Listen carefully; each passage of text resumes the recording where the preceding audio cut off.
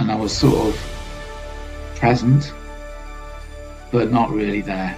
Physically, I was in school, but losing him was really impactful. And in essence, I changed my friendship group um, over the following sort of 18 months. And you probably do that as a teen anyway, but I felt quite distant from my peers. You just don't know what people are facing, whether it's a relationship breakdown, whether it's a ill health diagnosis, whether it's financial worries. People come to work to do a good job in my experience, and if somebody's not quite on top of their game, it's rather than putting them on a performance improvement plan, it's actually listen, find out what's going on, what you can do to try and support. The thing to remember with bullying is it's never your fault. It can happen to anybody at any age, in any setting. So it can happen to you at school, it can happen to you at college, university, it can happen to you in the workplace, it can happen to you within your family, it can happen to you within your friendships groups, and it can happen to you in work. And I've certainly seen and witnessed poor behaviours in the workplace, and I'm sure I've demonstrated behaviours which haven't been the best. You know, when you're up against a deadline, you might put undue pressure on those around you, and you may not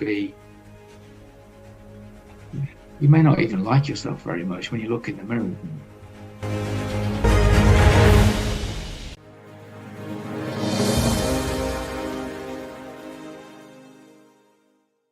Hi, my name's Andrew Payne and welcome to the podcast Men on Show. And I'm delighted to welcome John Sidebotham to the show today.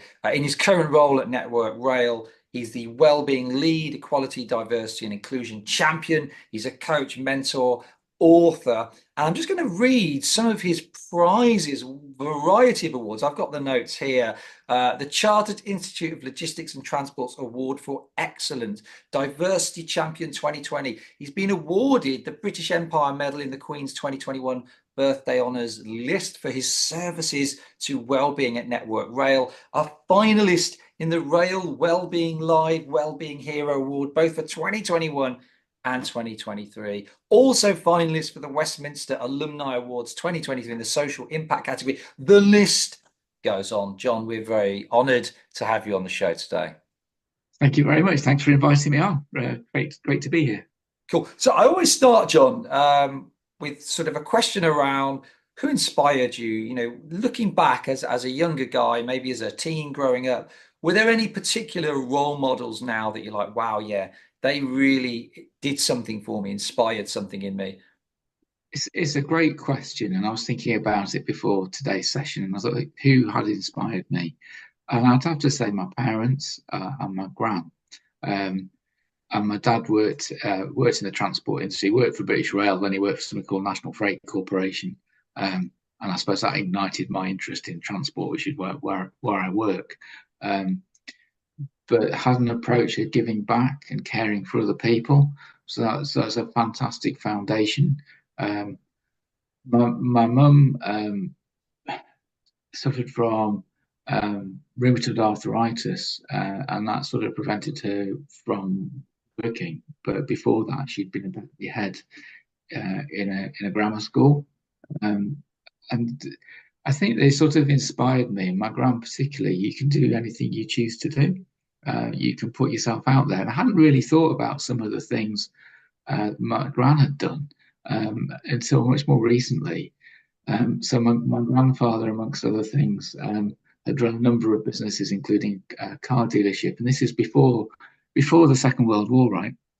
And she saved some of the stories, like she was part of collecting vehicles from. So this was in Scotland, and she'd come south and drive new vehicles back up to Scotland before the motorways and stuff. And you think, actually, that was pretty remarkable.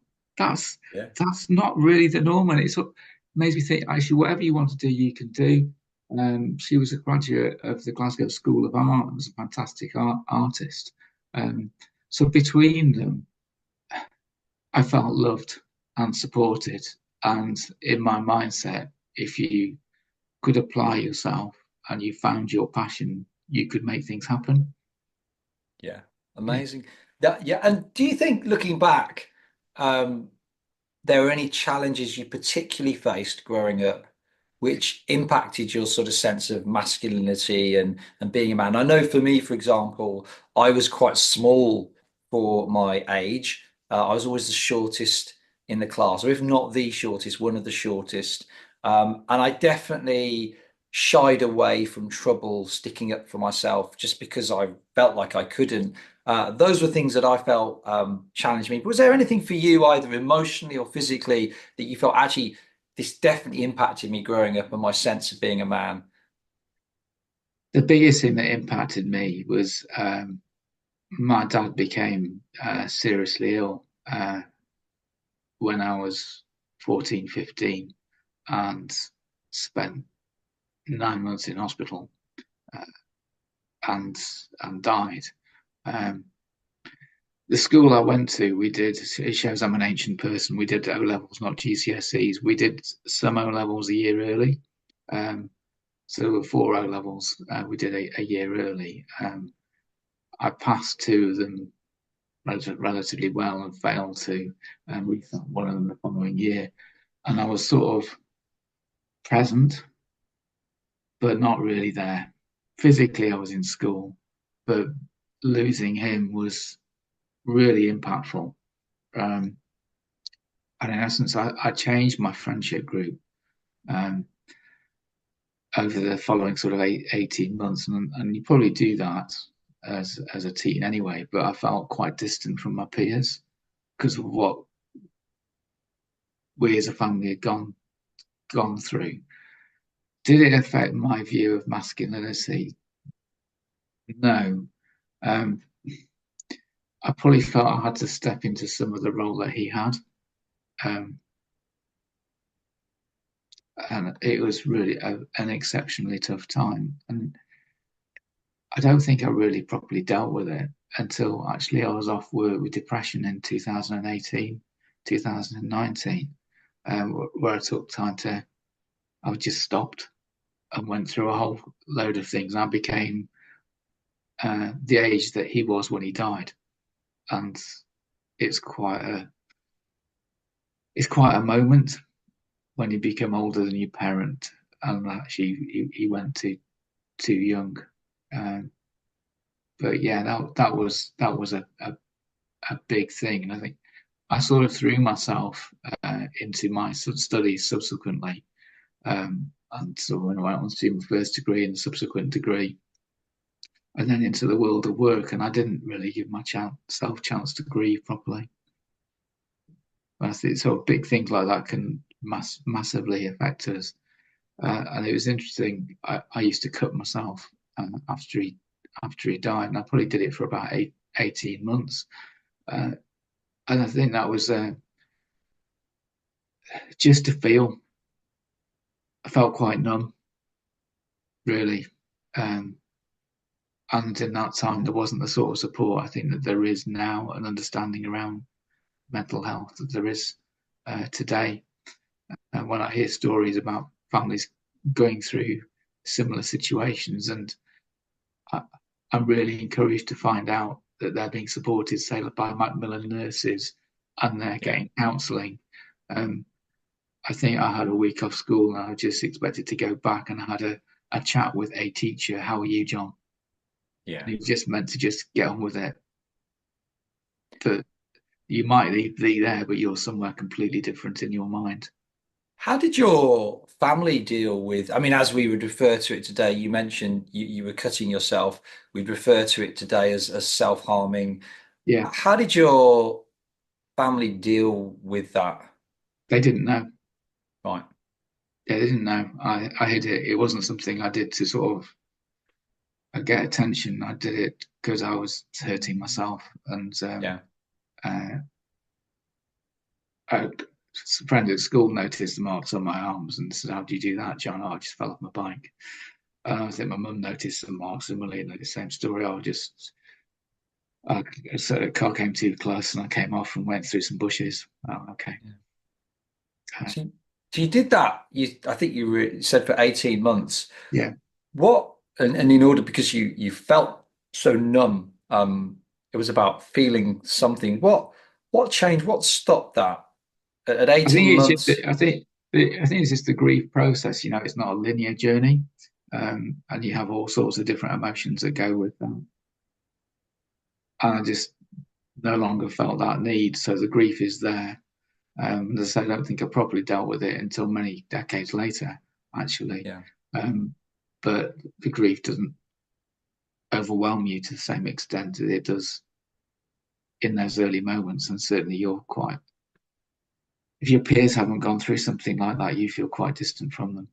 Yeah. Yeah. And it was just developing new friendship groups and getting into A levels and stuff, and sort of what you're doing post school, I think just shifted my perspective.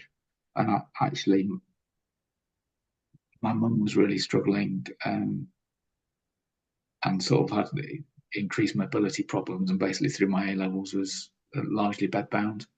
Um, Wow. So through your A levels, you're dealing still with having yeah, lost your father. yeah, yeah, Your mum is bedbound. You're assuming some of that responsibility that your father would have had. yeah. I mean, yeah, it was just it was a. When you look back, there's quite a lot to deal with, I guess. And actually, she died at the end of my first year when I was doing my first degree. Um, so yeah, she went in to have surgery for problems with her knees, and actually got septicemia. Um, And do you but have do you have any sort of siblings I that do, yeah, yeah. yeah, And did that bring you together, you felt as siblings? probably not. Yeah. Probably more the opposite, One actually. more the opposite. Yeah. And because you're dealing with it in different ways. I think so. I mean, I think if you look back now with adult eyes, maybe you'd approach it in a different mindset, um, and there's a different approach to the grief that you're going through. And we're very sort of different people and different approaches to life. Um, so it's just isn't a right or wrong, but we know we're not particularly close. And that's there's sort of a sadness on that in that, but I'm at peace with it. Do you think, obviously, in caring for your mum when she was bedbound, is there any link to that in terms of your well-being work and your heart for well-being? Because obviously you've moved into the transport industry. You mentioned that Yeah. there is a family link there, but what was it that sort of created that passion for well-being? Was that some of it, some of those experiences? Or do you think it I goes think further it's back? some of the experience of what you've gone through, your lived experience in your life's journey will shape how you are, and sort of you never know what's going on for other people in their life outside of work. And I think showing some empathy for colleagues is a wonderful thing to do because um, you just don't know what people are facing, whether it's a relationship breakdown, whether it's a ill health diagnosis, whether it's financial worries. People come to work to do a good job in my experience. And if somebody's not quite on top of their game, it's rather than putting them on a performance improvement plan, just actually listen, find out what's going on and what you can do to try and support them. But no, I'd never really thought I'd get into well-being. I was sort of interested in connecting people and place, and so my first degree was around socioeconomic geography, and I was encouraged by my lecturers to do a master's degree, um, and I got funding to do that in transportation planning and management. And the idea of just connecting people and place and how you do that effectively just sort of interested me, and I sort of fell into working for a coach and bus tour company, and then into transport modelling. It's something called Joint Data Team. It's now part of a company called McDonald's, and then for an integrated transport authority, and then into network rail. Um, yeah, so no, I hadn't really seen, I hadn't really seen well-being with be my thing, but I think I probably have shown empathy for those who were for me, with me, um, and I think that's a good thing to have in place in enabling high-performing teams, Sure. and actually celebrating difference and uniqueness. is something that's been with me for quite a long time. So a team I had with the Integrated Transport Authority was probably more diverse than was the norm in that organisation, and I just appointed people I thought were going to be the best for the roles or showed the aptitude from a variety of different backgrounds, ethnicities, faiths, beliefs. And for me, that helps to drive innovation, helps to drive performance. And so tell me about with bullying, because you mentioned, I know in your background and when we've had conversations before, bullying's been a big part of your work experience. Not that it's happened lots of times, but you have experienced bullying in the workplace, and that had an Yes, impact on you in a previous role. And certainly as a topic of all the podcasts that we've done here on Men on Show, yeah. not explored bullying in as a topic. So just tell me about the nature of the bullying and how that affected you. The thing to remember with bullying is it's never your fault. It can happen to anybody at any age, in any setting. So it can happen to you at school, it can happen to you at college, in a university, it can happen to you in the workplace, it can happen to you within your family, it can happen to you within your friendships groups, and it can happen to you in work. And I've certainly seen and witnessed poor behaviours in the workplace, and I'm sure I've demonstrated behaviours which haven't been the best. You know, when you're up against a deadline, you might put undue pressure on those around you, and you may not even like yourself very much when you look in the mirror and think, doing. Um, but yeah, I worked as somebody, albeit relatively briefly, for about 6 months. I was asked to lead a team. The previous incumbent had sort of left in a bit of a rush, and said, would I take on this sort of activity? And I go, yes, I would. Then I sort of became aware of why they'd left, and issues within the team. Um, I worked as somebody who was exceptionally demanding, which isn't a fault in itself. But whatever I did and whatever my team did was never good enough. So it might have been all right for our customers, and they were certainly happy with what we were doing. But for this individual, it was never good enough. So they'd do things like we had something called program board. They, on occasion, dialed into the meeting silently and then would criticize me to an open plan office afterwards. So they'd clearly been present. They'd come up to me. We had a place in one of our offices, one of a large office in Milton Keynes. It's a place called The Street. They'd come up and tell me how much they hated me, how much they wanted me to leave with expletives, and why didn't I and my whole team leave? And you go, well, thank you for your feedback. I'll keep that in mind. But inside, when you get that, you sort of die inside. It wasn't unusual. So I'd be in work for, I don't know, half past 8 if not before.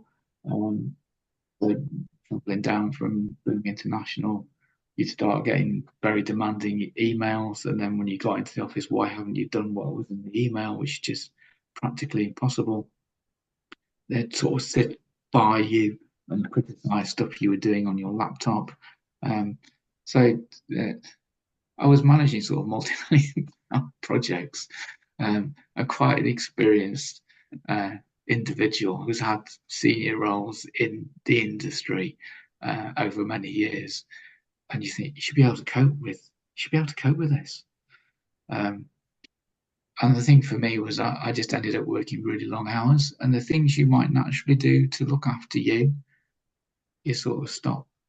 So I sort of reduced the socializing I was doing. I like to exercise, so swim, cycle, run. I sort of stopped doing that.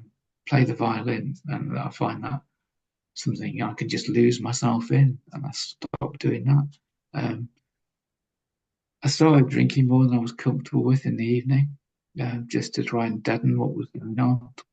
My wife knew there was a significant issue, but I didn't want to talk about it because then I got no break from it.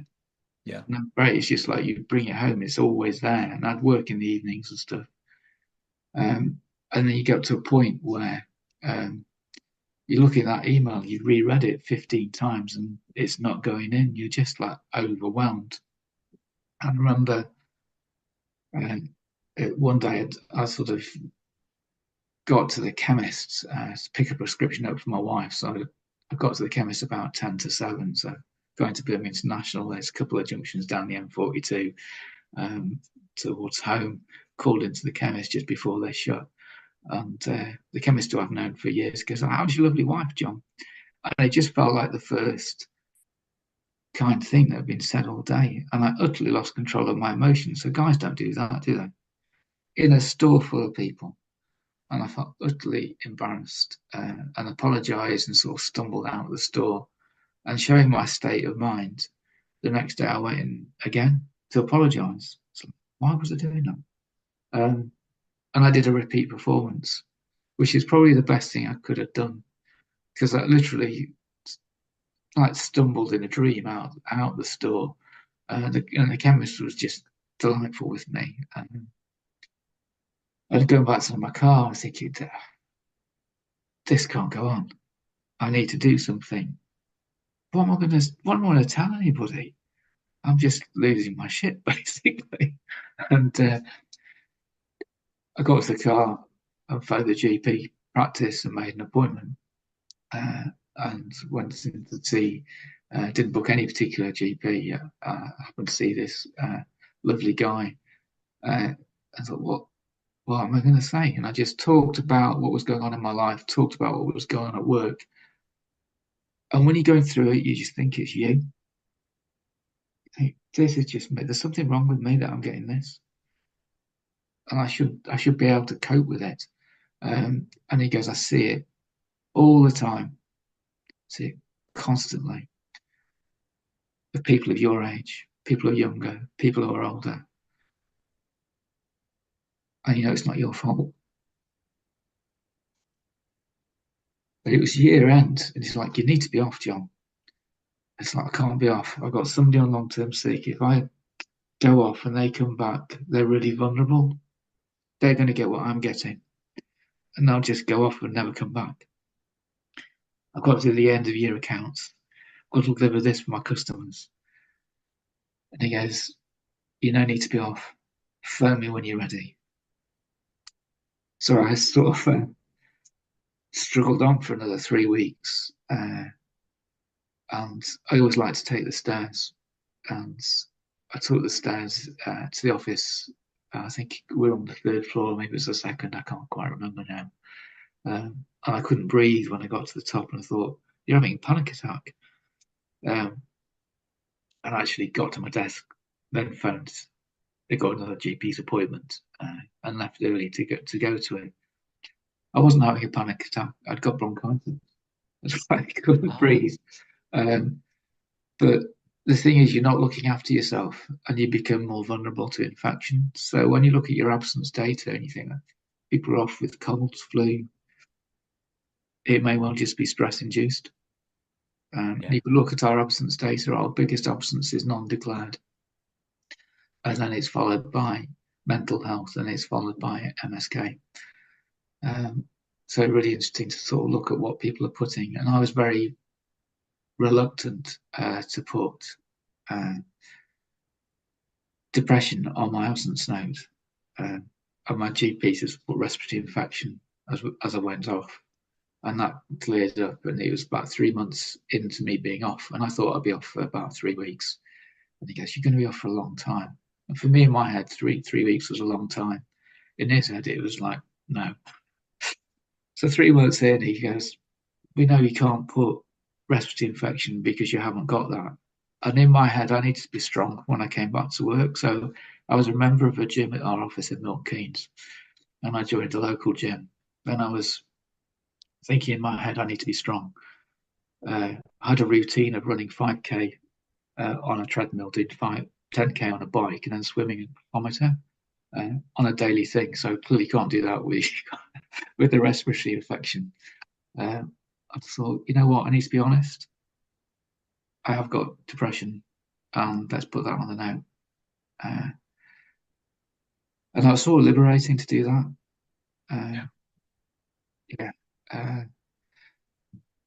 The person I worked to never phoned at the time they meant was agreed.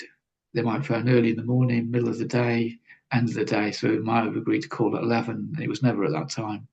And you felt on like tenterhooks when this call is going to take place. And I thought, stuff this. I'm not dealing with this individual. So I escalated it to the next tier. And I sort of encouraged a meeting with them.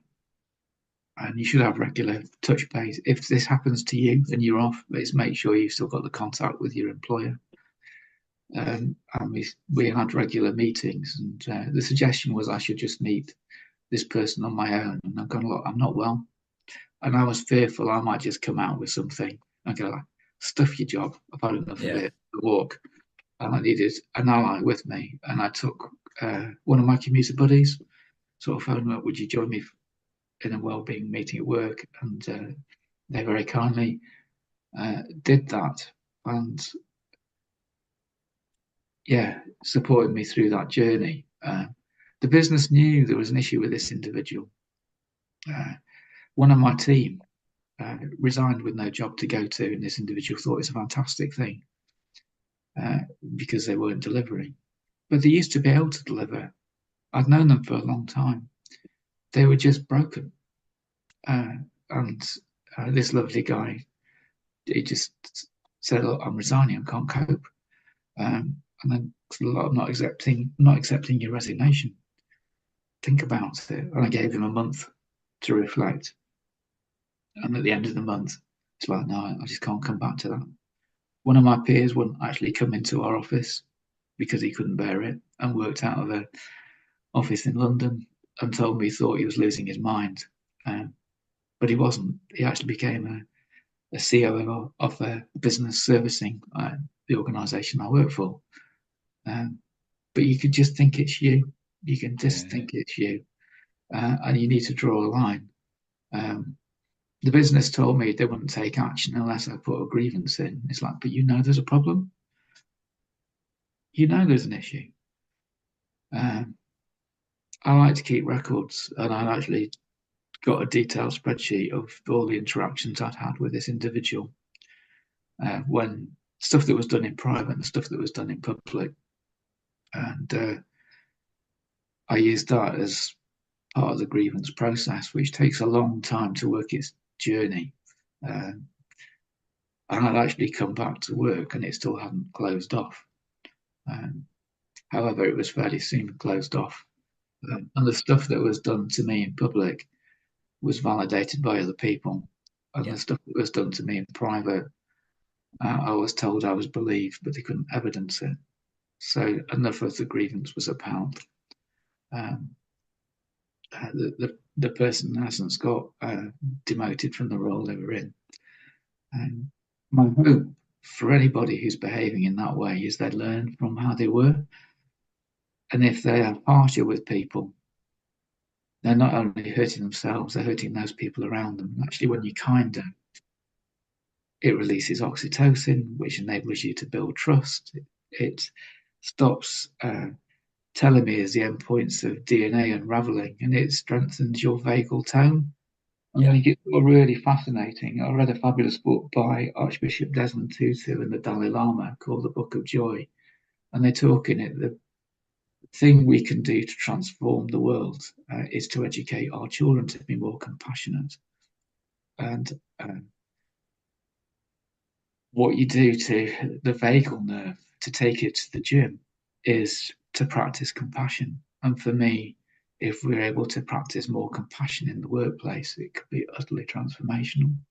Where we bring empathy into the workplace, genuinely care for each other, talk about those bigger things that impact our wider lives, normalize conversations about our whole lives. It creates an environment to thrive. It drives safety in a safety critical organization. It drives performance. It drives innovation. Why wouldn't you do it? So that's how I fell into my stuff on well-being, really. When I came back to work and I was off for 12 months, my GP thought it was too early. And I thought, if I don't go back, I'm not going to come back. I was moved teams, and I ended up working for a fabulous lady called Jacqueline Young, who has fabulous emotional intelligence and shows empathy. Um, and she encouraged me to do some talks on stress and anxiety. I think I'd done 3, and I had a one-to-one with her. And she said, "These talks you're doing, John," I go, "Here it comes. You come back to work too soon. You're not really a great fit. Perhaps you should think about looking to do something else." That's what the narrative in your head, right? You don't need anybody else to criticize yourself. You can do it really well to you. He said, "I'm getting fantastic reports from what you're doing, but we're getting the people who are already bought into it. We need to get to other people." And she asked me to do it to an all hands call. So it was a very crowded meeting room, an office we had outside Euston, and it was relayed on cameras elsewhere. I'd got some fantastic slides, as you do, and the IT let me down, so I ended up with no slides. And I just thought, oh, I'll just tell my story. So I sort of talked about what I'd gone through, what I'm trying to do to look after me, the self-care, and that includes taking antidepressants. Uh, and at the end of that, I got a standing ovation. And I got loads of people reaching out to me saying, "Thank you for doing that. I've been on antidepressants for years, and I've not felt how you've talked about it in the place. I felt such stigma." And I thought, we've hit on something here, and we need to do more of it. I expanded the sort of talks I was doing, the breadth and spread of them, and some stuff I was doing on social impact. We like to support particular charities, and the charity that in that program we were engaged with was Railway Children. We do fabulous work in the UK, India, and Tanzania, and I thought we should do something more than just raise money. So I engaged their leadership team, and we helped sort of rewrite their strategy in India. We worked with one of our delivery partners, Cognizant, to do IT training for staff in India. And in the UK, we've done work better engaging British Transport Police and train operating companies, uh, and a safeguarding project they were doing, supporting really vulnerable young people. But the pandemic started, and Jacqueline and I said, as it all, we've got about 1,000 people in our team. We treated everybody, whether you work for Network Rail or one of our delivery partners, as part of the Network Rail family. So we got people working for us in India, in South Africa, all over the place. And we thought, if we're going to wait for HR to deliver something, the pandemic might well be done. And we thought, pandemic's going to last maybe 3 months. Hey, it'll be done, won't it? Why don't I put in a daily wellbeing call? So yeah, that's okay. I can do that. So 12 to 12:30 from 20th of March 2020, we started doing a daily wellbeing call. Well, I did, and decided to theme it on ways to stay well. There are 5 ways to well-being established by the New Economics Foundation back in 2008, which is connecting with each other, moving a bit more, taking notice of being in the moment, staying curious and giving back. So that was my theme. And I created a few slides and a safe space for people just to check in with each other. Then I thought, you know what, I need some different voices. So I started to reach out to a spread of different people, both internally and externally, to do other topics. So we did things like on domestic abuse where women are victims, and then people reached out and go, "What about us? What about men?" So I did some sessions with mankind, talking about where men are the victims of domestic abuse, just to find prostate cancer awareness, on stress and anxiety, on the importance of listening, the importance of seeking help, on urology health, on getting capsulitis awareness, sepsis awareness, anything that's a little bit edgy that we wouldn't talk about, I'll do it. I've done a whole load of stuff on gambling harms. And I just had a sense that we employ 40,000 people and 70,000 in our supply chain. There will be issues. You see the adverts absolutely everywhere, and it appears to be just fun.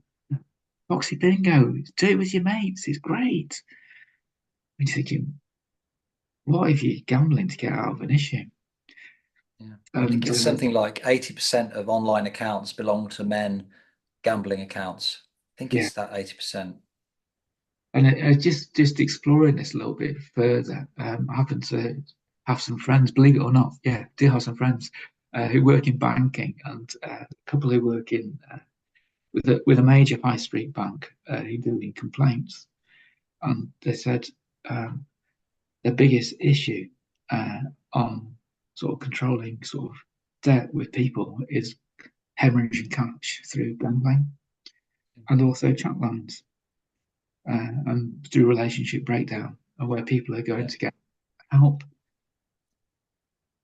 And yeah, I happen to have a call with somebody else who works in wellbeing in Cumbria in a local authority, and they'd engaged Beacon Counselling Trust, who do gambling harm support, and I got them to do a session for me. And most of my sessions, right, they're between about 35 and 85 people on the calls. Um, Often a lot more. I've had 450 on one dealing with pension health, and I had one on dealing with men's health where I got over 600 on the call, which is absolutely fantastic. But this, I've got three people. Uh, Wonderful Singaporean lady who I know quite well, and two colleagues who work in India. And I go, disappointing, perhaps the stigma. But hey, the main session's recorded. So in the recording goes out, an initial cascade to 3,000 people. And then I managed to get some wording into payroll. If I can get to people, one way of doing it is everybody opens their payslip, everybody has a look. So I got some reference to GamCare in there, and then I ran some sessions with GamCare, and they were all been well attended. Uh, and I found out with one of those, we did one on gambling homes and young people. Discovered that it was an issue certainly with our apprentice community. And there was a former apprentice came on and shared about it wasn't unusual in his cohort for uh, to be asking to borrow money to go out for drinks on the night they were paid because they'd already lost the money. So now we've got GamCare come in and talk to all of our new apprentice cohort. I've got them going into our delivery units, whole different sort of face-to-face settings, and as well as doing online sessions for me. okay, Uh, so let's just rewind yeah, a little bit because we've covered so much stuff, which is great stuff. But let me just summarize what I think I've understood. If we start with the bullying, I think there's some incredible, rich insight there that I just want to summarize yeah, for yeah, our listeners. I think the thing that stood out to me that I can relate to in a former abusive marriage, I yeah, was my perpetrator was female, was this sense, and you seem to be expressing this, that it's my fault yeah, that I've done this, that I'm stupid, and that becomes your way of thinking. And it's amazing how that spreads. I generally thought I was a bumbling fool anywhere and everywhere, yeah, except for the very few times I was maybe away on a stag do that I'd got away to. People would say you're different. I was different because my abuser was not with me, and I became so you become someone else over time. What struck me was just the impact on you. You were talking about how you used to do all this stuff, played the violin, all this sport you used to do, you used to really look after yourself, and that stopped. The impact was on the bullying was not just emotional. You weren't just a bit stressed about it, got a bit of that yeah, Sunday night dread of the week coming ahead. It actually changed how you looked after yourself to the point where you got bronchitis, yeah, but at the root cause being bullying, which I think is quite interesting for organizations, how seriously we take bullying. Listen, this is not just yeah, some people being a bit stressed here. Your staff could go off with bronchitis and be off for months if yeah, you have a bullying leader, and that's not uncommon. It struck me as well that there was quite a widespread impact. So your bullier, if we call that person a Yeah. bullier, I know I've just made up that word, it wasn't just you. I imagine there's some cases of bullying where one person is picked on. Maybe there's a personality clash and it brings out the worst in the other person. But there's also those that bully where that is their default position. That is how they lead. That is how they interact. And I imagine the person that bullied you at work is probably quite bullying within their family, within their friendships. It's just how they do life. And that's quite a broad impact. It interests me also that you kept silent about it. I'd like to think with a lot of the well-being stuff, mental health awareness, certainly in our schools, that kind of emotional well-being, there's a lot more awareness, but you didn't want to tell anyone about it. You kept it in, you kept it in, you kept churning it around in your mind, not very helpfully, because you've got this bullying narrative going on and you're keeping it in. But you use the words of how liberating it was for you to say, actually, I'm not off due to a respiratory infection.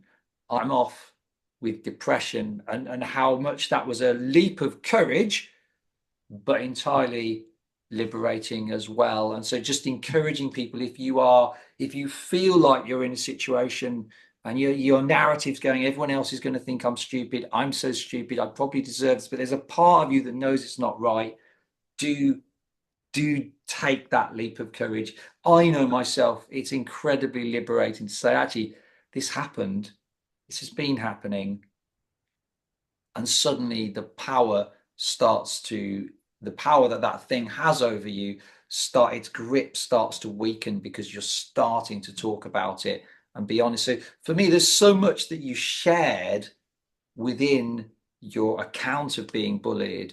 And I would just add the final thing that really struck me, and you make the point how it can literally happen to anybody, anywhere. And there was a good friend of mine when I did my TEDx talk on domestic abuse, that I'd not heard. He's a good friend, but like he's just one of these friends I'd lost contact with. I hadn't seen him for 5 years.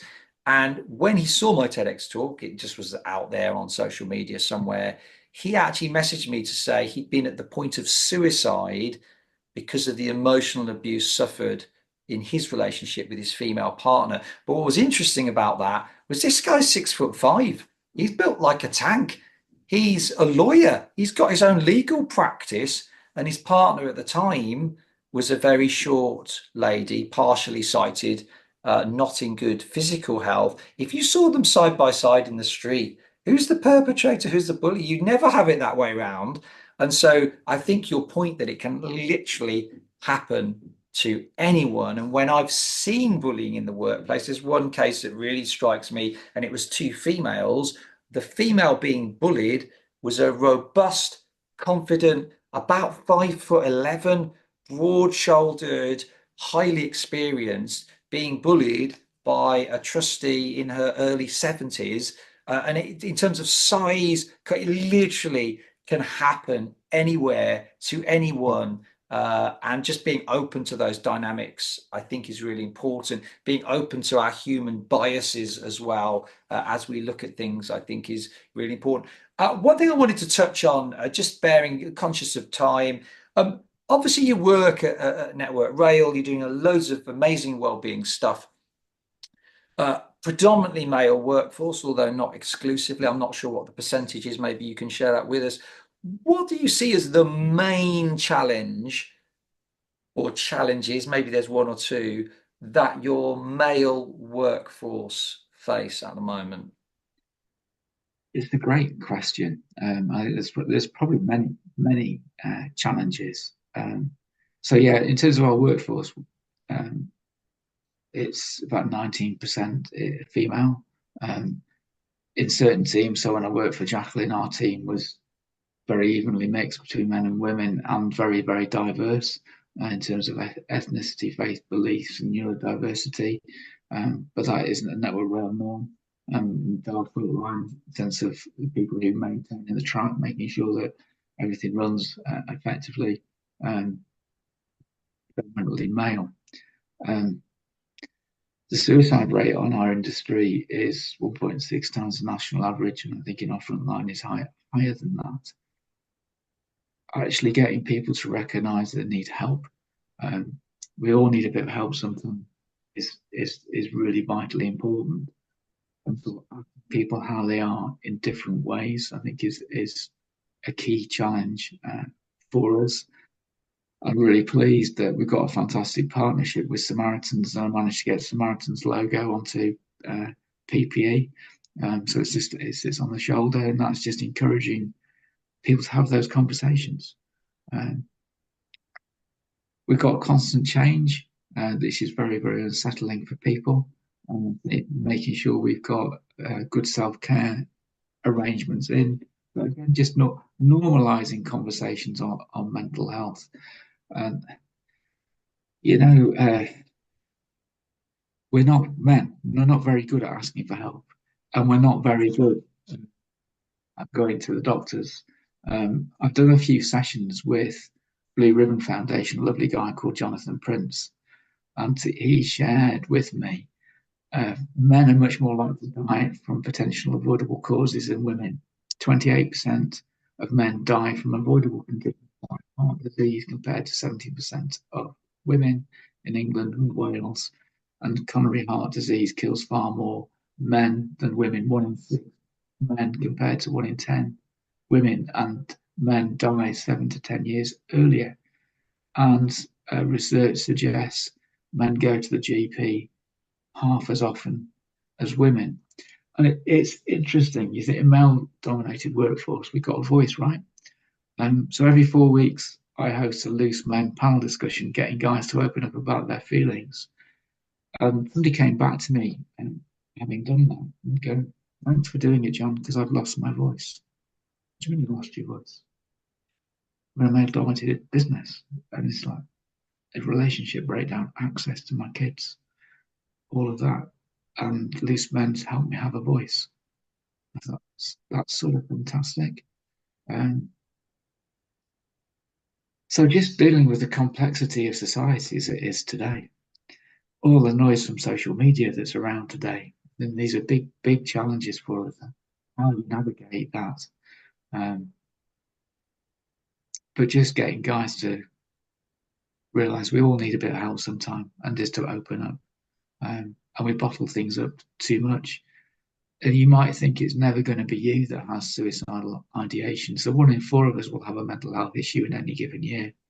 I never thought I'd have suicidal ideation. I probably had low mood most of my adult life, but managed it in the ways I described earlier on in terms of exercise, playing my violin, having a good friendship group. Um, but yeah, what are we doing to look after ourselves? So you see that as probably the biggest challenge that you see among your men is being honest about the challenges they face, getting help, and managing kind of mental health. Would you say that was the big, just I so think that I understand? managing mental health is such an important thing to have on your radar, and recognizing we all do need help because men just don't ask for it. It's like I don't know about you. I'm really grateful I've got a sat nav in the car because I just stop him asking for directions. It just seems like a really hard thing to Yeah, do. do you know that's never struck me? I've always been the first to ask people for directions. I don't mind. I'll ask anybody for Yeah, directions. I just don't want people to feel nervous if I'm slowing my car down. That if that makes sense. But like, I'll ask. I'll stop and ask anyone for help. I really don't mind at all. yeah, That's never been in me. Um, that. And I think there is, and I wonder. So I saw a lady who runs a speaker group for speakers, and all her intake this year were female. And there was this big narrative, this big thing on her Facebook stream. Oh, well, men don't like asking for help. Men don't like asking for help. And there was this kind of fairly negative stream about aren't men stupid? Are men losing ambition in the speaking industry? Are men scared? Like what? I'm in a yeah, speaking group where everybody's a man, so men obviously are yeah. okay to ask for help. So I wonder whether sometimes we imagine that men don't like asking for help. But do you think that's true? Do you think that's urban I think myth we'd probably more. ask for, we'd probably get to the point. So I was in crisis when I asked for help, and the choices are basically you do something extreme to Yeah, yourself, self harm, or you actually ask for help, and you actually don't know quite know where it's going. Um, and when we're already sick, it's hard to remember our doctor's advice, and getting help earlier, I think, is an important thing. And just anecdotally, so my wife's uncle, he got cancer of the esophagus. He was caring for his wife who'd got dementia, and he'd been losing weight, and he was sort of putting off seeing the doctor. He knew he had an issue, and probably looked after as properly as he should have been. But by the time he actually went and got a diagnosis, it was too late. From diagnosis to death was six weeks, and I think that isn't an unusual thing no, for men. And just encouraging us to open up, talk is a great thing. So there's some fabulous groups like Andy Man's Club, set up by Luke Ambler and his mother-in-law following the death of Luke's uh, brother-in-law, Andy, who lost his life to suicide, and just encouraging guys to talk. Um, Two things are off the agenda in their groups, which meet on a Monday night at 7 o'clock, and there's an online group as well. Don't talk about religion, don't talk about politics, and they follow a sort of set script. Um, just encouraging men to yeah. open up. Yeah, and I would add to that.